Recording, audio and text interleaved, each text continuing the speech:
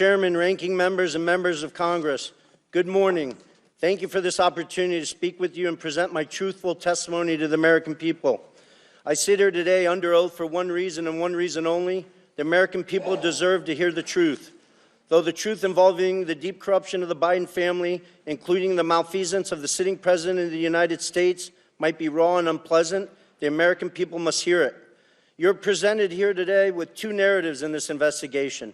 A false one being pushed by Joe Biden, a serial liar and fabulous, now under this impeachment investigation for public corruption. His brother, Jim Biden, a 75-year-old man who can't keep his lies straight, including under oath. And his son, Hunter Biden, a chronic drug addict facing 2 indictments with 12 counts.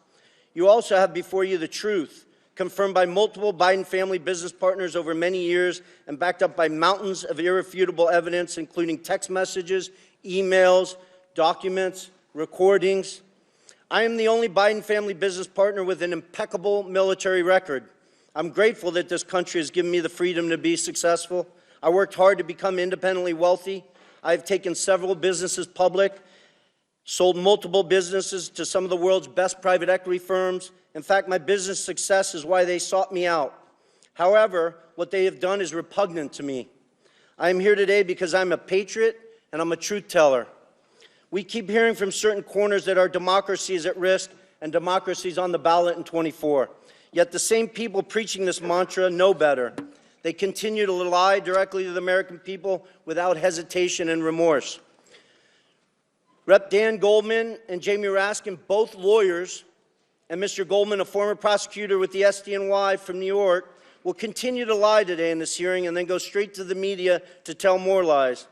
Hunter Biden's defense attorney, Abbe Lowell, weaponizes letters to Congress to try to smear my name Mr. Chairman, misstate the cold hard facts Mr. Chairman, in an attempt to save his powerfully connected client and his father. I challenge Mr. Lowell to make those claims on national television so he can be held accountable for his lies.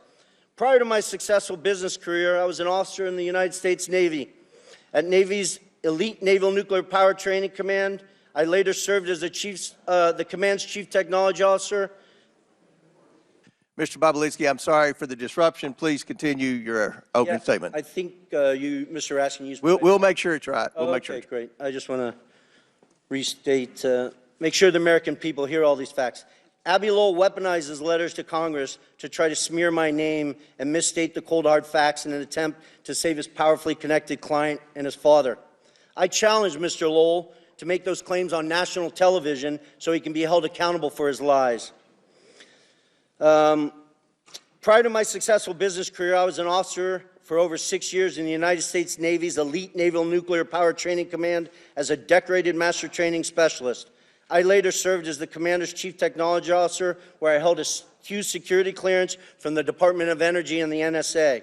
When I left Nuclear Power Training Command, I was the #1 ranked direct input officer in the entire command. And then I jumped into the business world and public markets.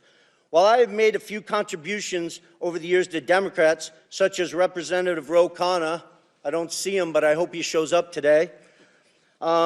He sits on the Democratic side of the Oversight Committee. I'm not a political person.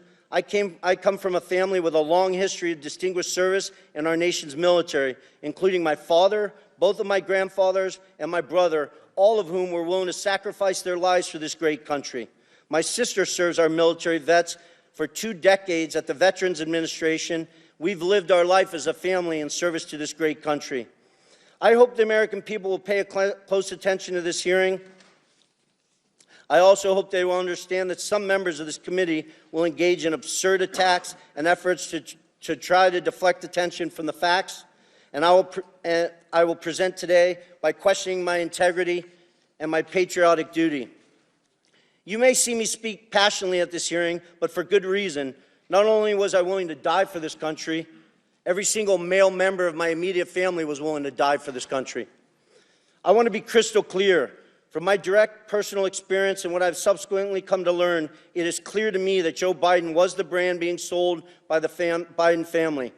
His family's foreign influence peddling operation from China to Ukraine and elsewhere sold out to foreign actors who are seeking to gain influence and access to Joe Biden and the United States government.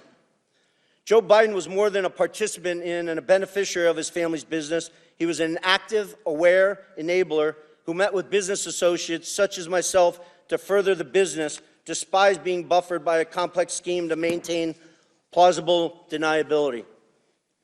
I ask this big question. If there's no evidence of corruption here today, if Joe's conduct and the conduct of his family were fully legal and proper, then why are they so dishonest about it? Not just slight misrepresentations of fact, but deep untruths about the entire corrupt enterprise.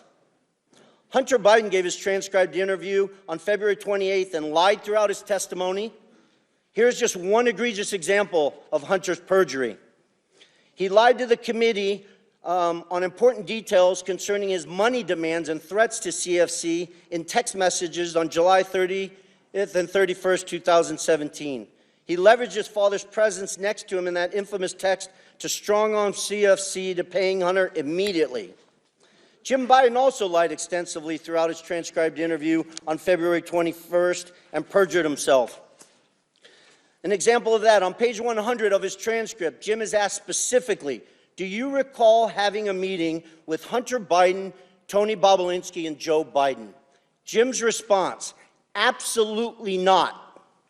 The committee was so shocked by his perjury that they asked him the same question multiple times. Each time he denied meeting with me and Joe Biden. After the committee showed him text messages confirming that I met with Joe Biden, Hunter Biden, and Jim Biden at the Beverly Hilton in May 2017, Jim Biden, with a former U.S. attorney lawyer sitting next to him, still denied that meeting took place. Hunter Biden, in his own transcribed interview, confirmed that that meeting took place. Hunter confirmed his uncle perjured himself in front of this committee. I'm simply here to tell the truth to the American people, and I hope each and every one of you, congressmen and women, give me the opportunity to do that instead of focusing on Russia or smearing my family's name or focusing on facts that are irrelevant today. I yield back. Thank you.